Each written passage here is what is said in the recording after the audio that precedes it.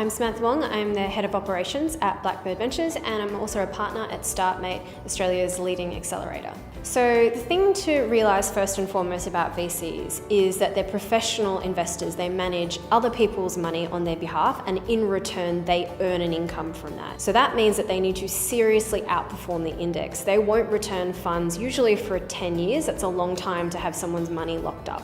Typically in any given fund, 75 to 80% of the companies in the portfolio will die or will only just return capital. That means for the remaining companies that survive, they need to sell or exit for the amount that all the companies cost combined, and then about 3 times that, in order to be even considered okay in the venture capital business. Needless to say, that is really hard to do, and that is why there is so much inflexibility around being a $100 million company, or basically being able to be worth billions of dollars in 10 years' time. It's just the nature of the game. If you can't exit for those sorts of numbers, if it's literally impossible, then venture capital is probably not the fundraising option for you. But the flip side of that is venture capitalists are very comfortable with the risk of failure, and they're not in the risk minimization game. So the crazier the idea, the more implausible it seems, is not necessarily a turnoff. In fact, usually it's a very attractive quality, because they're always thinking, if it works, massive if, is it going to succeed wildly? That's the sort of thing that VCs get very, very excited about.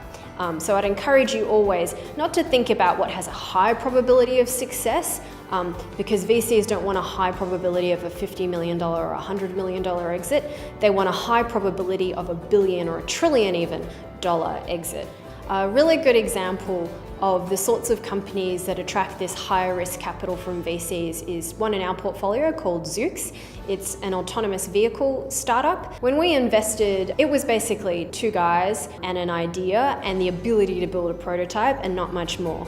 It was illegal all around the world to have an autonomous vehicle, and it wasn't even clear that it was possible to get a car to completely drive itself. I mean, without a steering wheel, without brakes, without any human intervention at all.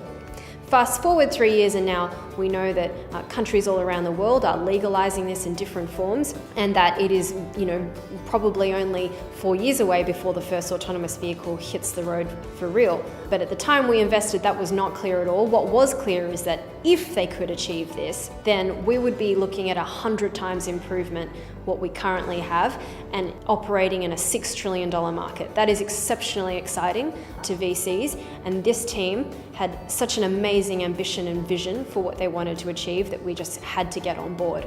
It's still early days, it could still go to zero, but in that time they've made stunning progress. They have prototypes running around an 18-mile Slack campus. They have vehicles on the road taking in data to learn how to drive itself in the future. And they've raised hundreds of millions of dollars of capital for some of the best investors in the world. So they are up there with the Uber and the Googles fighting the good fight, and that's the sort of thing that VCs love to invest in.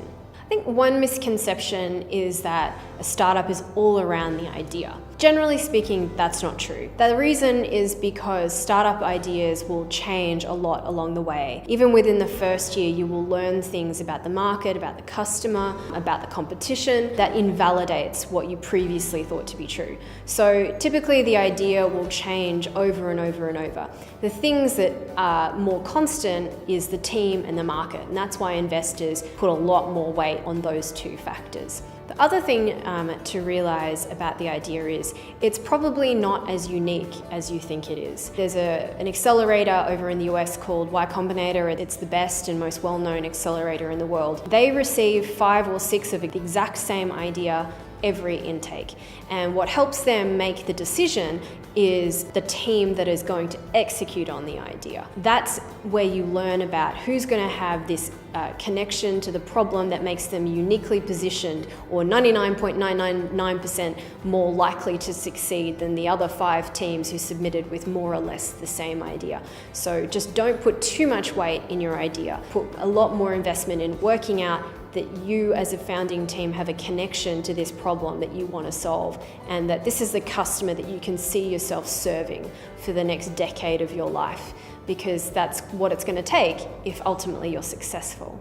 The key criteria that venture firms are looking for when they assess any investment is a huge market, a big growing market, a market that can grow to billions and trillions of dollars a year. Second is a winning team. That means different things for different people. Typically for us at Blackbird, what it means is founders who have a unique connection to the problem or the market that they're attacking, that are product-driven people and have the ability to get things done cheaply, and that are searingly ambitious in what they want to try and achieve. They want to make a dent on the world, and they don't want to just start in Australia, they want to go global from day one.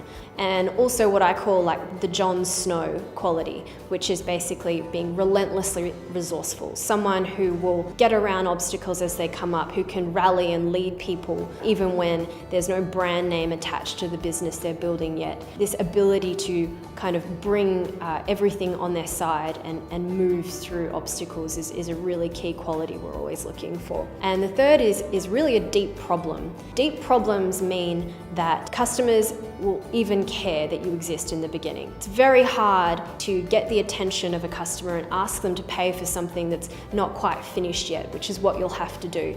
They'll only ever really do that when you're dealing with like a category 1 blood on the floor, or the other expression is hair on fire problem. And when you have a deep problem that you solve even halfway well or elegantly, ideally, then you have a situation where you have customers who love your product. And customers who love your product buy, they don't churn, as we say, or stop buying the product. Sometimes they expand their revenue, as in they buy more seats for more people in their businesses, or they buy more frequently. And best of all, they refer new customers to you, but you don't have to pay them for it. So that's when you really get explosive growth in a business. So they're the 3 critical things that all funds are looking for. A level deeper than that, it's really going to depend on the particular fund. Some funds are specialists to a certain area, such as biotech or agriculture or med tech. Others are hardware focused or mobile focused. Others are interested in enterprise sales. So you'll have to do your research on the background of the fund and the fund managers to work out if you're a good fit for that particular VC. Everyone tweets and blogs, so make sure you have a look at their blog, make sure you have a look at if they've written on Medium, what the fund managers are tweeting about. That's also a really good way to learn which sectors they're interested in. And the other way is, of course, to speak to founders in their portfolio. Typically, founders are more than happy to speak about what it's like to work with the VCs that they've taken money from. And this could be a really good way to validate that you enjoy working with these people for 5 to 7 years. So how can you find out who they've invested in before? The website is usually a really good place to start. Most funds keep their websites reasonably up to date. The other 2 sources I would look at is Crunchbase and AngelList. Those are 2 websites that have all the deal flow information of who's invested in what, and that's where you can definitely find information about which companies that fund is invested in. And from there, you would get the company name and go into LinkedIn and work out if you are connected already or if you have a close connection in common, and start like that.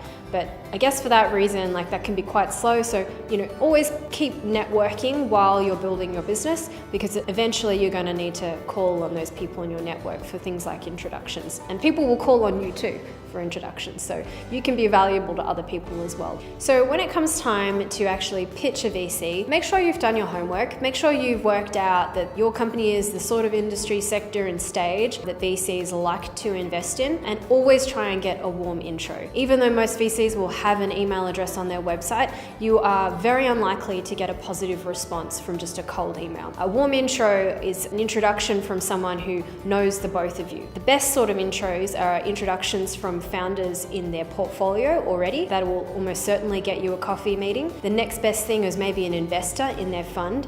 A bad intro would be an investor who's already said no and who could have been expected to say yes. Sometimes that's a bit counterintuitive, and founders like to ask an investor to make an introduction on their behalf, but it's actually a bad signal, because the investor will typically be wondering, well, why aren't you investing in this company if it's so great? So steer away from that one. The best sources of introductions are founders and other investors. So definitely try those 2 avenues first. If all else fails, cold email is fine, but it's just much less likely to yield success for you. So the most important resource you have during a fundraising process is the founder's time. People are not ever lying to you when they say it's a full-time job for at least one founder, and it is, and it's a distraction from your business. So you just want to raise as quickly as possible and get on with building your business. The problem is fundraising is a really slow task. Getting intros is slow, and then once you're actually in the process, you don't always get very clear signals, yes or no, from investors. And the thing to remember about when investors invest, really they fall in love. They don't make these sort of very economic, dry, rationalist decisions. A lot of the time it's all gut instinct. And they kind of know from the first meeting whether they're really keen and likely to do the investment or not. But they'll never really tell you directly no very often. We try to at Blackbird, but it's very hard to say no when you quite like something but you're not in love. But if they're not in love, they're not going to really say yes, and that means it's wasting your time pursuing them when there might be warmer leads out there. So here are some signs that an investor is in love with what you're building. When you meet them, the meeting goes over time, maybe half an hour. They get you into the partner meeting where you meet the whole team really soon thereafter, sort of talking a week from there approximately. They keep you up to date with how the process is going at all times. They introduce you to people, so other co-investors for you around potentially, other potential employees, other customers. It's like they've already invested. That's the kind of behavior you should be seeing from them. The flip side, behavior that indicates not love, are things like taking too long to reply to emails and follow up with meetings, not playing around with your product or asking to see a prototype, not suggesting people who would be good for you to meet, who could potentially also be interested in co-investing in the round. So all venture funds are different, but what we look for at Blackbird are a few things. First, we only invest in companies that are global from day one. So what that means is that they have customers all around the world from the very beginning. And the reason why we believe in global day one businesses is that the internet is a leveler. It enables markets to be accessed where previously there were borders and doors. So that's what we love about internet-based businesses. But also, you'll develop your business in response to customer feedback, and no two markets are alike. If you're responding to Australian customer feedback, there is no certainty that in 2 years' time, when you want to expand to the US, a much bigger market, that you're going to have built a product that US customers want. And to put it into perspective, Australia is the same size as Texas in terms of markets. No one would dream of building a business just for Texas, and so we need to take that same attitude in the companies that we build here in Australia, and that's why Blackbird really only funds global day one businesses. The second thing that we are really looking for at that first meeting is the scale of your ambition. We need to meet really ambitious founders. The other things that we like in a company are capital light business models, companies that sell digitally, whether that's through self-service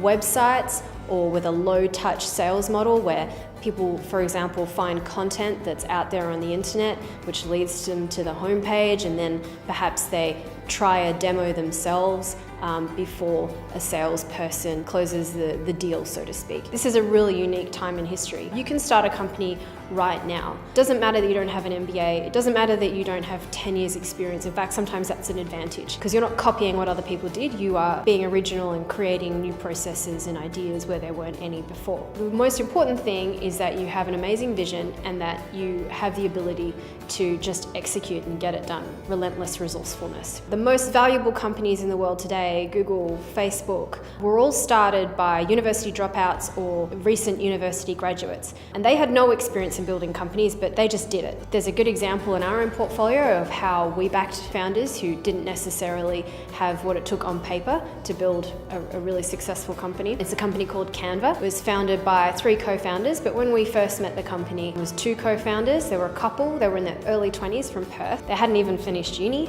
either of them, and they didn't even have a product.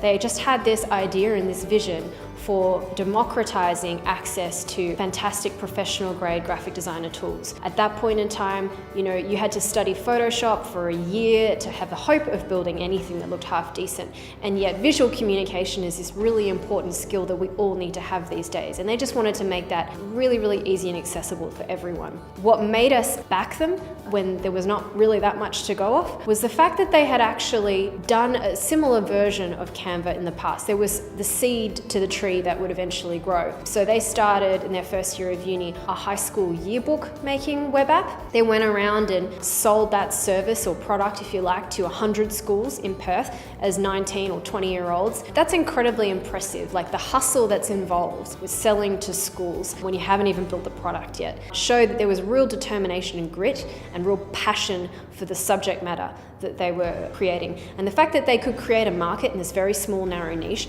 gave us a lot of confidence that there was a much bigger market out there for a more generalist tool that essentially solved the same problem, making design accessible and easy for ordinary people.